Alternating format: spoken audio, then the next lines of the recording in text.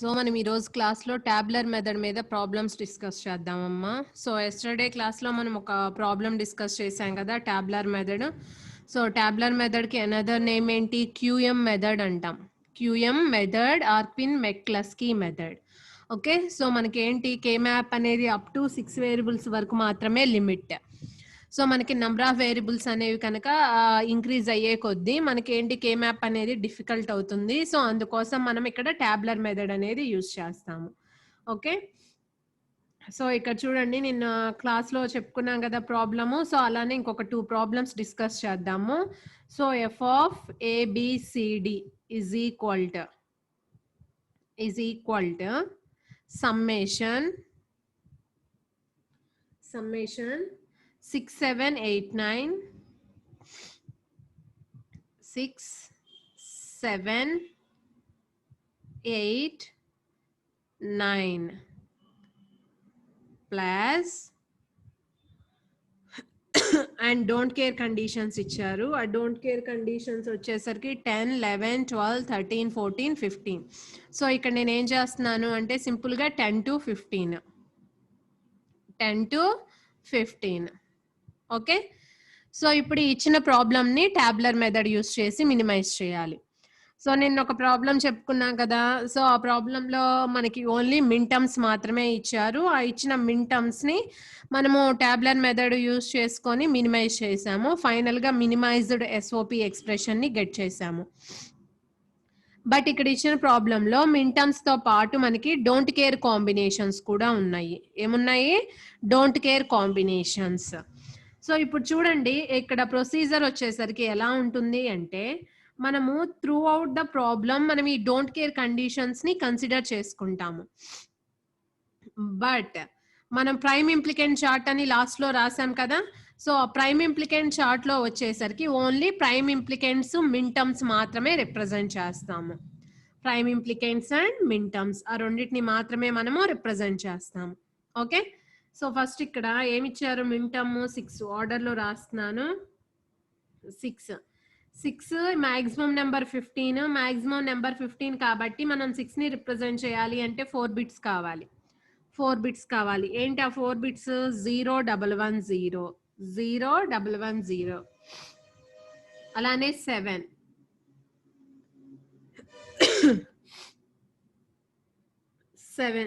తీసుకోండి. 0 1 1 and next 8. So step 1 ఇచ్చిన min terms ని బైనరీలో రాస్తున్నాం అనమాట. 8 అంటే ఏంటి? 1 0 0. అండ్ నెక్స్ట్ 9 అంటే ఏం రాస్తాను చెప్పండి? 1 0 0 1.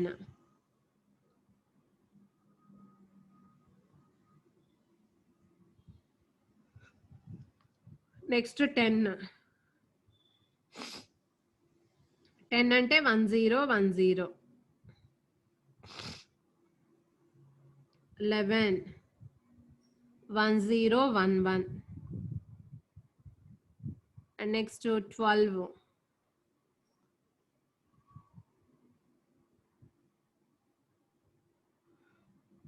1 0 0.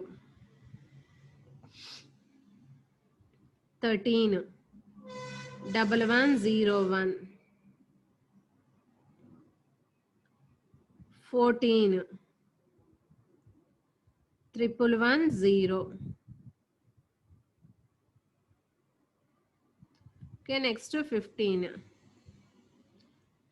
అంటే 4 ones. సో ఇది ఫస్ట్ స్టెప్. మనకి మిన్ టర్మ్స్ ఇచ్చినా లేదు అంటే మిన్ టర్మ్స్ తో పాటు డోంట్ కేర్ కాంబినేషన్స్ ఇచ్చినా సో ఫస్ట్ స్టెప్ ఏం రాయాలి? ఇచ్చిన మిన్ టర్మ్స్ కి ప్లస్ డోంట్ కేర్ కాంబినేషన్స్ కి సో బైనరీ ఈక్వలెంట్స్ రాయాలి. Binary equivalents. And next second step చూద్దాం. Second step, so second step ఏం చెప్పాను, గ్రూపింగ్ చేయాలి. గ్రూపింగ్ ఎలా చేస్తాము, ఆల్ జీరోస్ ఉంటే ఒక గ్రూప్, సింగిల్ వన్స్ ఉంటే ఒక గ్రూప్, 2 వన్స్ ఉంటే ఒక గ్రూప్, అలానే 3 వన్స్ 4 వన్స్. ఇక్కడ మనకి జీరో అనేది లేదు, ఓన్లీ జీరోలో మాత్రమే ఆల్ జీరోస్ ఉంటాయి. సో నెక్స్ట్ సింగిల్ వన్స్ ఉన్నవన్నీ ఒక గ్రూప్ చేద్దాము. 8 తీసుకుందాం. ఇప్పుడు 8లో మనకి ఏముంది, సింగిల్ వన్నే కదా ఉంది. అంటే 8 అంటే ఏంటో చూడండి, ఇక్కడ 1,000. ఇంకా దేంట్లో సింగిల్ వన్స్ ఉన్నాయా చూడండి, లేదు. సో 8 ఒక్కటే ఒక గ్రూప్ అన్నమాట. Okay. And next 2 once.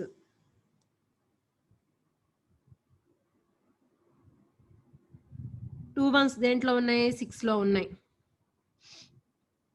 So we can right 0,110. And next 9. 9 అంటే ఏం రాయొచ్చు మనము, 1,001. 1,001. నెక్స్ట్ 10. సో 10 అంటే ఏం రాయొచ్చు మనం, 1,010. నెక్స్ట్ 12. 12లో కూడా మనకి 2 వన్స్ ఉన్నాయి కదా. సో 12 అంటే ఏంటి, 1100. 1100. ఆఫ్టర్ దట్ 3 వన్స్ ఉన్నవన్నీ ఒక గ్రూప్. 7 అంటే మనం ఏం రాయొచ్చు, 0,111. నెక్స్ట్ 11. సో 11 అంటే ఏం రాయొచ్చు మనం, 1011. And next 13. 13 ఎలా రాయొచ్చు మనం, 1101. నెక్స్ట్ 14. We can right 1110. ఇవి 3 వన్స్ ఉన్నవన్నీ ఒక గ్రూప్. నెక్స్ట్ ఫైనల్ గా 4 వన్స్. 4 వన్స్ 15కి మాత్రమే ఉంది కదా. సో 15 ఒక్కటే ఒక గ్రూప్. 15 ఒక్కటే ఒక group. Okay. So second step complete అయింది, గ్రూపింగ్ చేసేసాం కదా. నెక్స్ట్ స్టెప్ ఏం చేయాలి, మనకు గ్రూప్ లో ఉన్న ప్రతి మింటమ్ ని నెక్స్ట్ గ్రూప్ లో ఉన్న ప్రతి మింటమ్ తోటి మనం ఏం చేయాలి, గ్రూపింగ్ అనేది చేయాలి, పెయిర్ అనేది చేయాలన్నమాట, కంపేర్ చేసి. సో కంపారిజన్ జరిగినప్పుడు సింగిల్ బిట్ పొజిషన్ మాత్రమే డిఫరెన్స్ ఉండాలి, రిమైనింగ్ 3 పొజిషన్స్ సేమ్ ఉండాలి. ఎక్కడైతే సింగిల్ బిట్ పొజిషన్ డిఫరెంట్ గా ఉంటుందో అక్కడ జస్ట్ డాష్ అని ప్లేస్ చేస్తాము. ఓకే. సో ఇప్పుడు చూడండి 8 6 కంపేర్ అవుతాయా, లేదు, మనకి 3 పొజిషన్స్ డిఫరెంట్గా ఉన్నాయి. 8 9 కంపేర్ అవుతాయి. సో టిక్ మార్క్ అనేది చాలా చాలా important. So tick mark place చేయండి. So we can write 8,9 is a pair. So 100 dash 100 dash 8 to 9 అయిపోయింది. 8 to 10 కంపేర్ అవుతాయా, ఎస్, 8 to 10. సో ఏం రాయొచ్చు మనము, 10 dash 0. 8 to 10 కంపేర్ అయినాయి. నెక్స్ట్ 8 to 12 కంపేర్ అవుతాయా, కంపేర్ అవుతాయి. 8,12. సో కంపారిజన్ జరిగినప్పుడు ఏం రాయొచ్చు మనము, 1-00. ఓకే. సో చూడండి ఫస్ట్ గ్రూప్ లో ఒకటే ఉంది కాబట్టి ఎలిమెంట్, దాన్ని నెక్స్ట్ గ్రూప్ లో ఉన్న ప్రతి ఎలిమెంట్ తోటి కంపేర్ చేసాము. సో ఇక్కడ వరకు ఇది కంప్లీట్ అయింది. నెక్స్ట్ ఇప్పుడు ఈ గ్రూప్ ని నెక్స్ట్ గ్రూప్ తో కంపేర్ చేయాలి. అంటే ఈ గ్రూప్ లో ఉన్న ఈచ్ అండ్ ఎవ్రీ మింటమ్ ని నెక్స్ట్ గ్రూప్ లో ఉన్న ఈచ్ అండ్ ఎవ్రీ మింటమ్ తోటి కంపేర్ చేయండి. సో ఇక్కడ 6 ఉంది, ఇక్కడ 7 ఉంది. సో 6 7 కంపేర్ అవుతాయి కదా. So we can right 6,7. 6,7 ఏం రాయొచ్చు మనము, 011 డాష్. సో 6 7 అయిపోయింది. 6 11 కంపేర్ అవుతాయా, కంపేర్ కావు. 6 13 కంపేర్ అవుతాయా, కంపేర్ కావు. అండ్ 6 14 కంపేర్ అవుతాయా, కంపేర్ అవుతాయి. చూడండి, సో జాగ్రత్తగా అబ్జర్వ్ చేయండి కంపారిజన్ 6,14. సో కంపేర్ అయినప్పుడు ఫస్ట్ పొజిషన్ మాత్రమే డిఫరెంట్గా ఉంది, రిమైనింగ్ 3 పొజిషన్స్ సేమ్ ఉన్నాయి.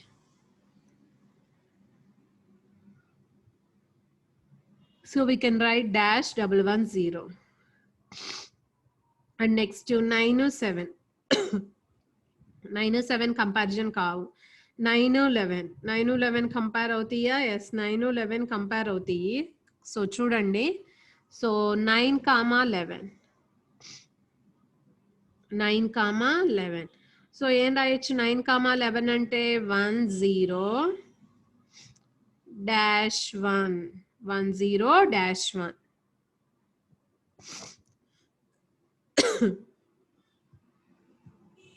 10 డాష్ 1.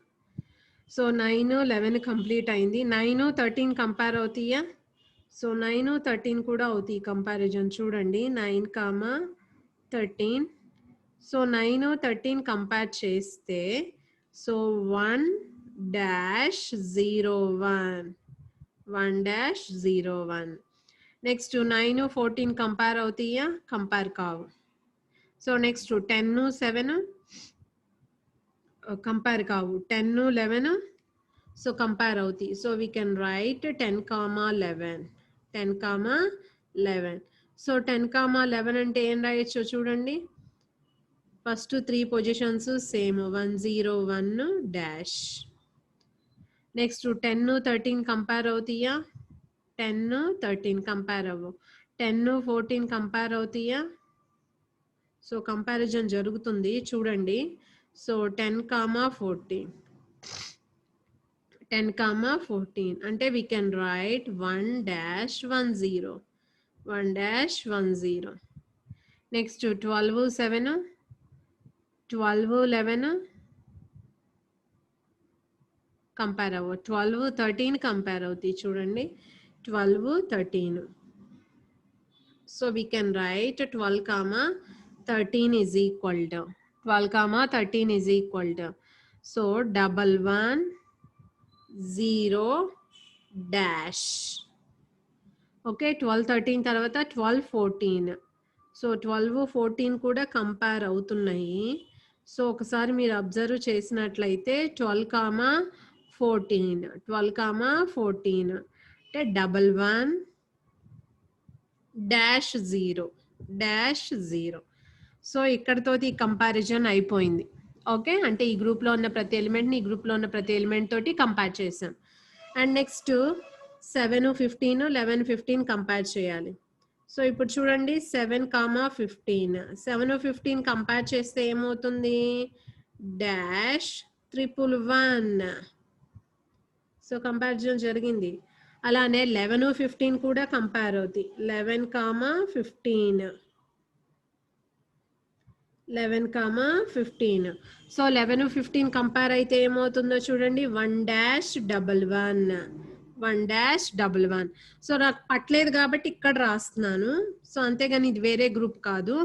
నెక్స్ట్ 13 15 కంపేర్ అవుతాయా? ఎస్, 13, 15 కంపారిజన్ జరుగుతుంది. జరిగినప్పుడు 11 dash 1. Okay, and next 14 15 compare అవుతాయి. సో 14 15 కంపేర్ అయినప్పుడు we can write 111 dash. Okay, so ఇది third step. Okay, and next fourth స్టెప్లో ఏం చేస్తాము? పేర్ అయిపోయింది కదా, క్వాడ్. సో ఇక్కడ కూడా ప్రతి గ్రూప్ని దాని యొక్క నెక్స్ట్ గ్రూప్ తోటి కంపేర్ చేయాలి. సో ఎలా కంపారిజన్ అనేది చూద్దాం. సో ఇప్పుడు 8 9 6 7 లాస్ట్లో డాష్ ఉంది అండ్ రిమైనింగ్ 3 పొజిషన్స్ చూడండి. సో ఈ 3 పొజిషన్స్ డిఫరెంట్గా ఉన్నాయి అంటే కంపేర్ అవ్వదు. ఇంకా మళ్ళీ 8 9 దేంతో కంపేర్ చేయొచ్చు? 10 11. ఎస్, 8 9 10 11 కంపేర్ అవుతాయి. సో ఇక్కడ మీరు ఏం రాయొచ్చు? 8 9 10 11.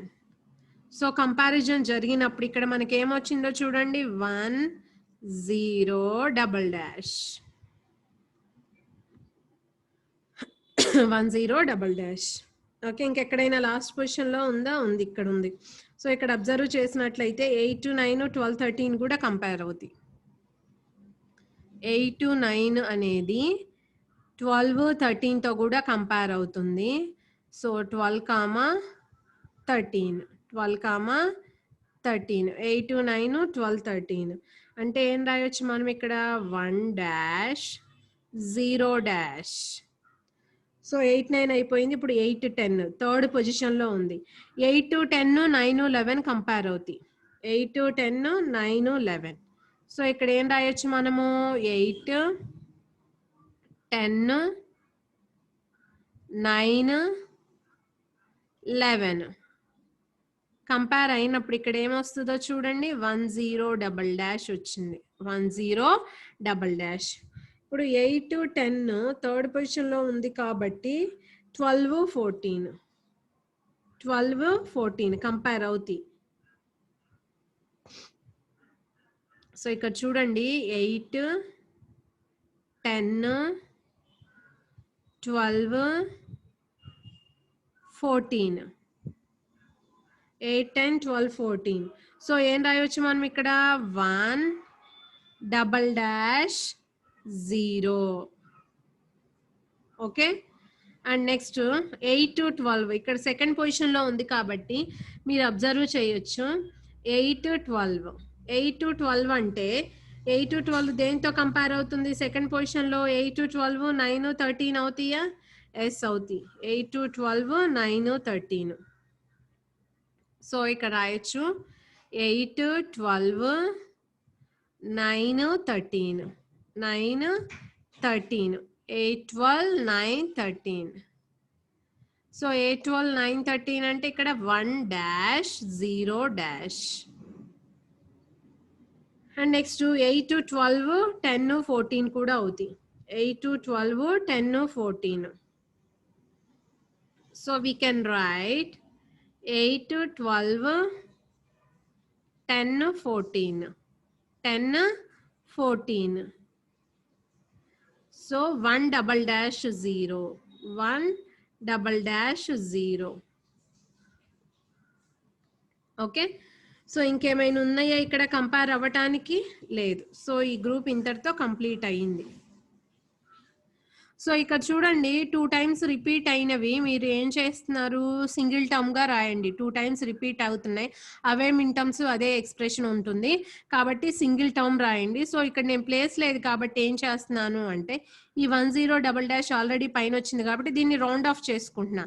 బట్ ఇక్కడ మీరు స్టెప్ రాయాలి. ఏం చేయాలి? డబల్ డబల్గా ఉన్నవన్నీ మీరు సింగిల్ రాయాలి. ఓకే, సో డబల్ ఉన్న టర్మ్స్ అన్ని మీరు సింగిల్ రాయాలి. అలానే ఇక్కడ చూడండి 8 12 9 13. సో ఆల్రెడీ పైన రిపీట్ అయింది. నెక్స్ట్ 8 12 10 14 ఇది కూడా రిపీట్ అయింది. ఓకే, సో వీటిని మళ్ళీ మనం కన్సిడర్ చేసుకోవాల్సిన అవసరం లేదు. సో ఆల్రెడీ ఇవి ఇక్కడ ఉన్నాయి. ఓకే, నెక్స్ట్ ఇప్పుడు ఈ గ్రూప్ని నెక్స్ట్ గ్రూప్తో కంపేర్ చేద్దాం. సో కంపేర్ చేసినప్పుడు ఇక్కడ లాస్ట్ పొజిషన్లో ఉంది అండ్ లాస్ట్ పొజిషన్లో ఉన్నదేంటి ఇక్కడ 14 15. సో ఈ రెండు కంపేర్ అవుతాయి. 6 7 కంపేర్ అవుతుంది, 14 15తో కంపేర్ అవుతుంది. So we can right 6 7 14 15 6 7 14 15. So ఏం రాయొచ్చు? Dash double 1 dash. ఇంకా లాస్ట్ పొజిషన్లో ఏమీ లేదుగా, లీవ్ ఇట్. అండ్ నెక్స్ట్ ఇక్కడ ఫస్ట్ పొజిషన్లో ఉంది 6 14 అండ్ ఇక్కడ ఫస్ట్ పొజిషన్లో ఉంది. సో ఇక్కడ కూడా ఏమొస్తుంది? 6 14 7 15 అంటే ఇదే టర్మ్ వస్తుంది కాబట్టి నేను మళ్ళీ రాయట్లేదు. ఓకే, సో ఇదే టర్మ్ వస్తుంది, మళ్ళీ రాయట్లేదు. అండ్ నెక్స్ట్ 9 11 9 11 9 11కి థర్డ్ పొజిషన్లో ఉంది. సో ఇప్పుడు కంపేర్ చేయండి. 9 11 అనేది 13 15తో కంపేర్ అవుతుంది. ఇక్కడ రాలేదు కదా ఈ గ్రూప్లో. సో మీరు ఏం రాయాలి ఇక్కడ? 9 11 13 అండ్ 15. సో ఇక్కడ ఏం రాయొచ్చు? 9 11 13 15 అంటే 1 double dash 1. Okay, third position లో ఉంది. నెక్స్ట్ ఇక్కడ సెకండ్ పొజిషన్ లో ఉంది. సెకండ్ పొజిషన్ లో ఉన్నది ఏంటి ఇక్కడ 9 13 11 15. సో సేమ్ ఇవే వస్తున్నాయి కాబట్టి నేను మళ్ళీ రాయట్లా. 9 13 11 15 అయిపోయింది. నెక్స్ట్ 10 11 లాస్ట్ పొజిషన్ లో ఉంది. ఈ 10 11 అనేది 14 15 తో కంపేర్ అవుతుందా? ఎస్, కంపేర్ అవుతుంది.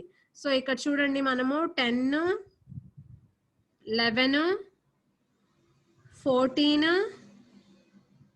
15 10 11 14 15 కంపారిజన్ జరిగింది కాబట్టి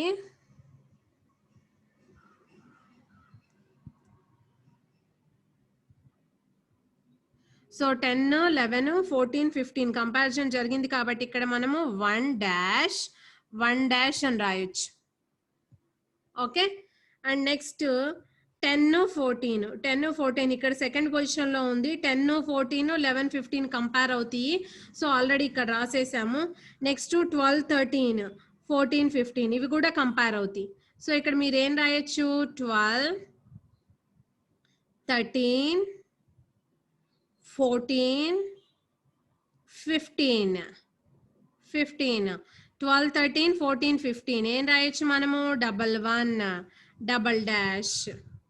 ఓకే, నెక్స్ట్ 12 14 థర్డ్ పొజిషన్ లో ఉంది. 13 15 సేమ్ వస్తాయి కాబట్టి రాయాల్సిన అవసరం లేదు.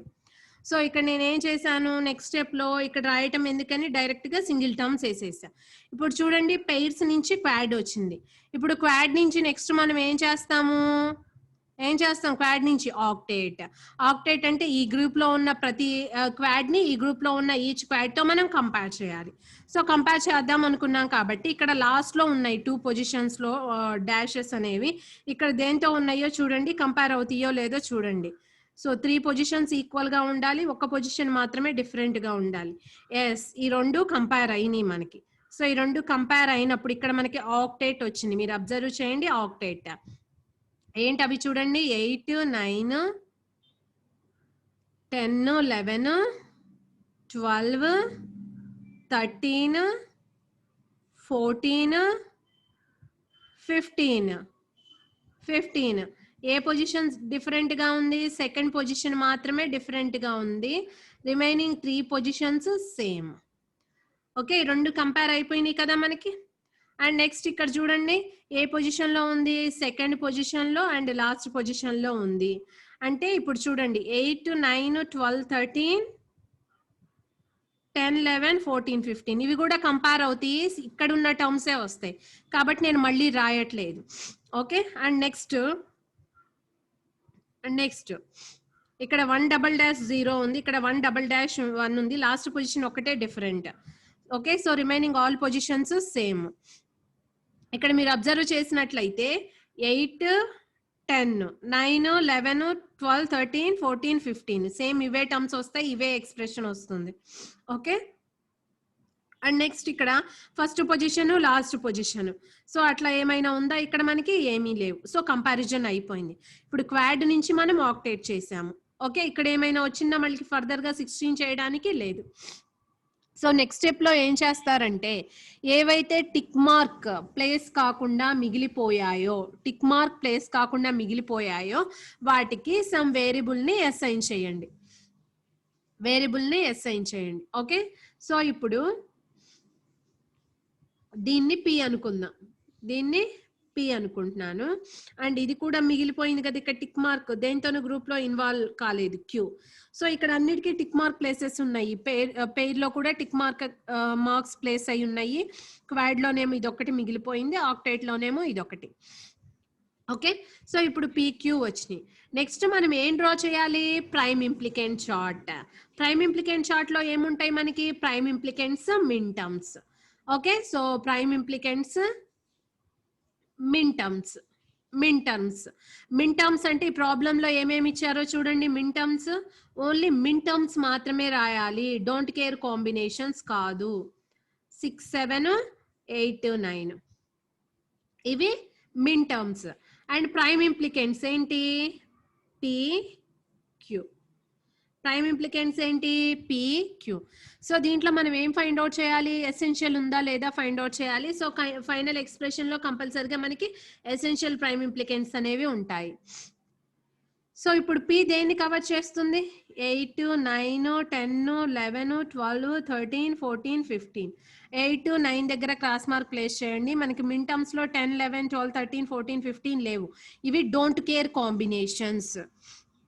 అవేంటి? మనకి don't care combinations. Expression minimisation లో మాత్రమే యూజ్ అవుతాయి.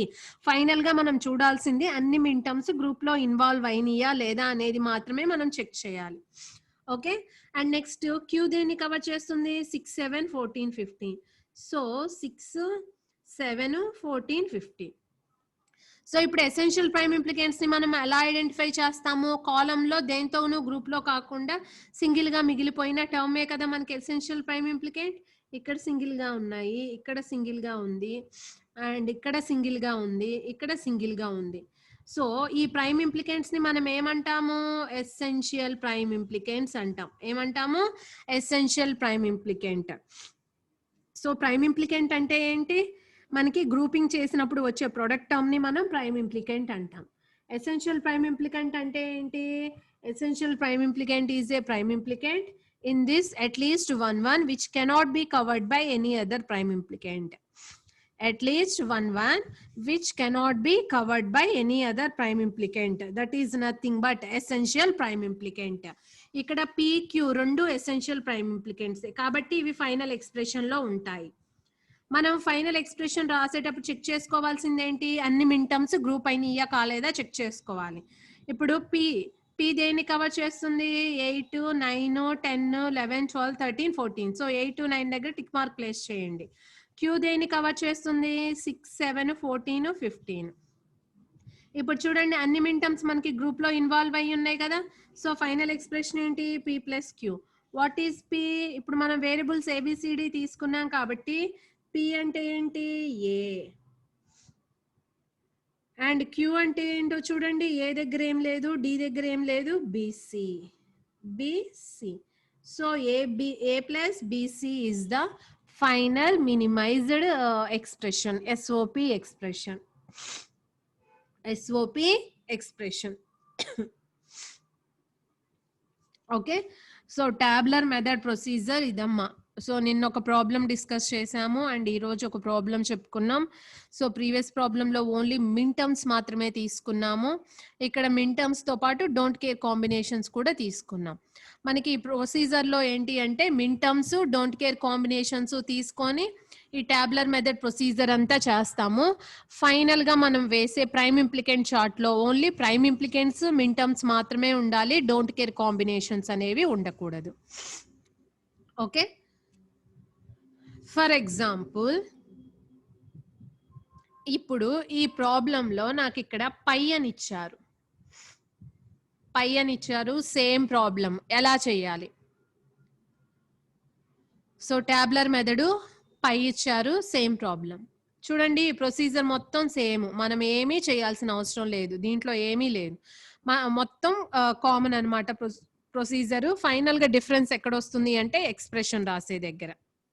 ఫర్ ఎగ్జాంపుల్ ఇక్కడ 5 తీసుకున్నాం అనుకోండి, ఎక్స్ప్రెషన్ ఏమవుతుంది? F is equal to P plus Q అని రాయము, P డాట్ Q అని రాస్తాం. P dot Q. Okay.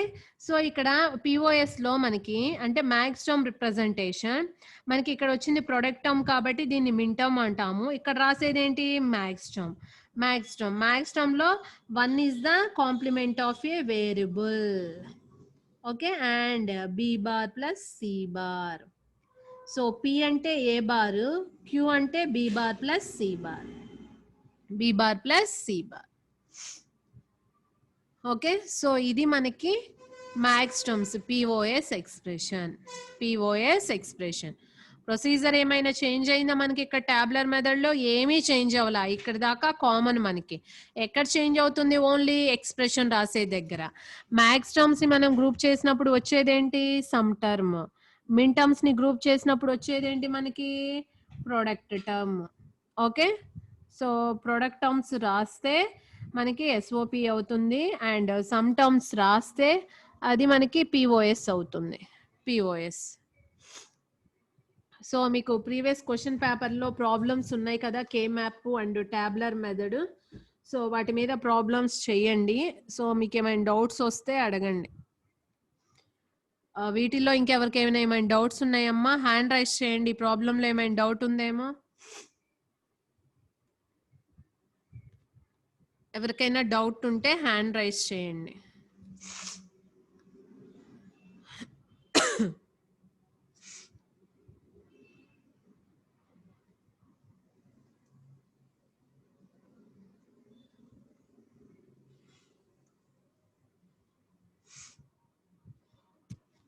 So tabular method క్లియర్గా అర్థమైంది కదా. ఓకే, సో మిన్ టర్మ్స్ ఇచ్చిన, మ్యాక్స్ టర్మ్స్ ఇచ్చిన ఇదే ప్రొసీజర్లో ఎలాంటి చేంజ్ ఉండదు. ఓకే, సో మీరు ఇంకొన్ని ప్రాబ్లమ్స్ ఎక్కువ ప్రాక్టీస్ చేయండి. సో మిన్ టర్మ్స్ అయినా మ్యాక్స్ టర్మ్స్ అయినా మనకి ఇక్కడ వరకు కామన్ ప్రొసీజరు ట్యాబ్లర్ మెథడ్లో. సో ఫైనల్ ఎక్స్ప్రెషన్ రాసే దగ్గర మనకి కొంచెం చేంజ్ ఉంటుంది. అలానే కే మ్యాప్ తీసుకున్నారు కదా, కే మ్యాప్ కూడా అంతే. ప్రొసీజర్ మిన్ టర్మ్స్ ఇచ్చిన, మ్యాక్స్ టర్మ్స్ ఇచ్చిన, గ్రూపింగ్ చేయటము, నంబర్ ఆఫ్ ఎడ్జసెన్సీస్ రాయటము. ఓకే, సో అదంతా కామనే. మనకి ఎక్స్ప్రెషన్ రాసే దగ్గర మాత్రమే డిఫరెన్స్ ఉంటుంది. Okay, so K map without don't care combinations, with don't care combinations మీద ప్రాబ్లమ్స్ ప్రాక్టీస్ చేయండి. అలానే ట్యాబ్లర్ మెథడ్ కూడా మీరు ఏ అయితే ప్రాబ్లమ్స్కి కే మ్యాప్ చేస్తున్నారో అవే ప్రాబ్లమ్స్కి ట్యాబ్లర్ మెథడ్ కూడా చేయండి. సో సేమ్ ఆన్సర్ రావాలి. ఓకే, సో నెక్స్ట్ క్లాస్లో మనము combinational logic circuits design, so అవి చెప్పుకుందాము. సో ఎలా ఒక కాంబినేషనల్ సర్క్యూట్ ని డిజైన్ చేస్తాం. మనం యాడర్ అన్నాము, సబ్ట్రాక్టర్ అన్నాము, ఫస్ట్ యూనిట్ లో చదివాం కదా, యాడర్ అని, సబ్ట్రాక్టర్ అని. అలానే కోడ్ కన్వర్టర్స్, బీసీడీని XS3కి కన్వర్ట్ చేయటము, XS3ని బీసీడీకి కన్వర్ట్ చేయటము, లేదంటే బైనరీని గ్రేని బైనరీ కోడ్గా కన్వర్ట్ చేయటము. ఓకే, సో ఏవైతే మనము థియరిటికల్ గా చదువుకున్నామో వాటికి ఇప్పుడు నెక్స్ట్ టాపిక్ లో మనము సర్క్యూట్స్ డిజైన్ చేస్తాము. వాటిని మనము కాంబినేషనల్ సర్క్యూట్స్ అంటాం. ఏమంటాము? కాంబినేషనల్ సర్క్యూట్స్ అంటాము. సో కాంబినేషనల్ సర్క్యూట్స్ అంటే అవుట్పుట్ అనేది ప్రెసెంట్ గా మీరు ఇచ్చిన ఇన్పుట్స్ మీద డిపెండ్ అయి ఉంటుంది. In combinational circuits output depends on present inputs only అంటే ఏంటి? ఇప్పుడు మీరు 0, 1 ఇచ్చారు. ఓకే, సో అంటే ప్రెసెంట్ గా ఇప్పుడు మీరు ఏవైతే ఇన్పుట్స్ అప్లై చేస్తున్నారో వాటి మీద డిపెండ్ అయ్యి మనకి అవుట్పుట్ అనేది వస్తుంది.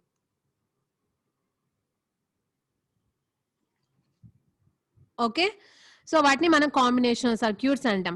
అలానే మనం బీసీడీ ఎడిషన్ చదువుకున్నాం కదా, XS3 ఎడిషన్ చేసాం కదా ప్రాబ్లమ్స్. బీసీడీ యాడర్ ని ఎలా డిజైన్ చేస్తాము, XS3 యాడర్ ని ఎలా డిజైన్ చేస్తాము. ఓకే, సో ఇక్కడ ఏంటి అంటే డిజైనింగ్ ప్రొసీజర్ అనేది ఉంటుంది. చాలా సింపుల్ అమ్మా.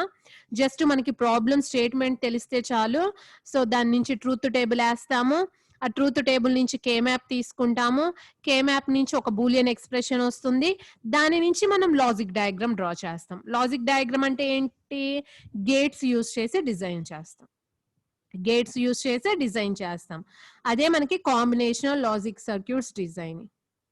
ఓకే, ఇప్పుడు వరకు మనం చదువుకున్న యాడరు, సబ్ట్రాక్టరు, కోడ్ కన్వర్టర్స్, అలానే BCD adder, XS3 adder, and first unit లో హ్యామింగ్ కోడ్ ని జనరేట్ చేయడానికి మనం ప్యారిటీ జనరేటర్స్ చదువుకున్నాం. ట్రాన్స్మిటర్ లో ప్యారిటీ జనరేటర్ ఉంటుంది, రిసీవర్ లో ప్యారిటీ చెకర్ అనేది ఉంటుంది. సో ప్యారిటీ జనరేటర్ సర్క్యూట్ ఎలా ఉంటుంది, ప్యారిటీ చెకర్ సర్క్యూట్ ఎలా ఉంటుంది, సో ఇవన్నీ మనం నెక్స్ట్ పార్ట్ లో చూస్తాము. వాటితో పాటు అడిషనల్ గా డీకోడింగ్, ఎన్కోడింగ్ అనే వర్డ్స్ విన్నాము. ఎన్కోడింగ్ అంటే ఏంటి? ఏదైనా ఒక కంటెంట్ ని ఒక కోడెడ్ ఫార్మేట్ లోకి కన్వర్ట్ చేయటం, దాన్ని ఎన్కోడింగ్ అంటాం. అలా చేయడానికి ఒక సర్క్యూట్ అనేది కావాలి, దాన్ని మనం ఎన్కోడర్ అంటాం.